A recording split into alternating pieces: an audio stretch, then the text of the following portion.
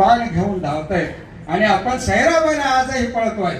आजची परिस्थिती त्यापेक्षा भिन्न नाही. तिथे प्राणाने मरतो, तिथे प्रत्येक क्षणाला आपण मरतोय. लक्षात ठेवा.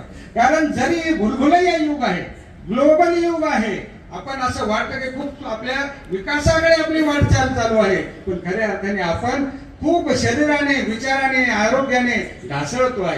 कारण तसाच आहार विहार आपल्याला मिळतोय, तसेच विचार आपल्याला मिळते, तशीच संगत आपल्याला मिळते.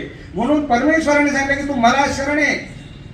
त्या पारध्यांच्या मनामध्ये असलेली जी क्रौर्याची सीमा आहे, हिंसेचा जो विचार आहे, तो स्वामींनी त्या ठिकाणी 2 शब्दामध्ये निश्चितपणे त्यांच्या विचारपटलावर, त्यांच्या विचार स्वामींच्या त्या विचारांच्या 2 वाक्यांचा इतका प्रभाव पडलेला आहे.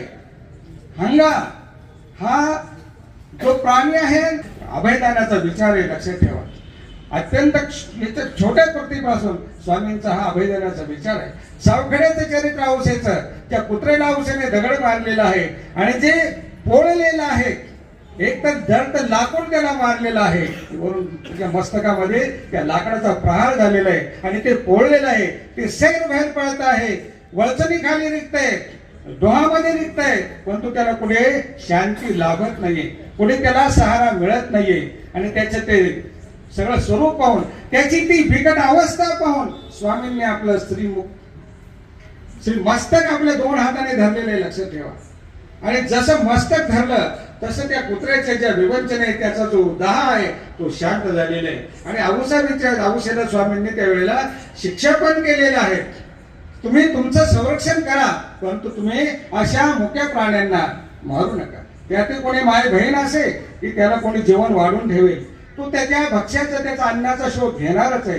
तुम्ही तुमचं संरक्षण करा, परंतु अशा प्राण्यांना तुम्ही मारू नका. तुम्ही चतुर्विध भूतग्रामा अभय द्यावे, हे स्वामींच्या मुखातून श्रवलेलं सूत्र आहे. लक्षात ठेवा. असे अनेक अभयदानाचे अनेक लीळा, महिष रोष स्वीकार करणे, चोर सांगाती सोडवणे.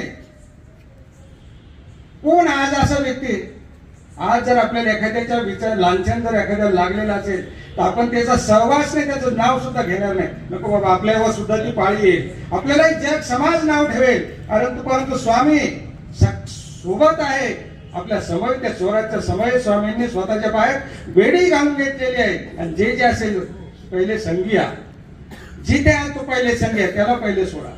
हा विचार कोणाचा आहे? हा फक्त परमेश्वरच हा विचार करू शकतो. परमेश्वरच हा विचार समाजाला देऊ शकतो, स्वामींनी स्वतःच्या कृतीने. कारण प्रत्येक क्रिया, स्वामी म्हणतात की जे होणारी क्रिया आहे, हा प्रत्यक्ष अनुभव आहे. इथे फक्त सांगितलेलं नाही, प्रत्येक क्रिया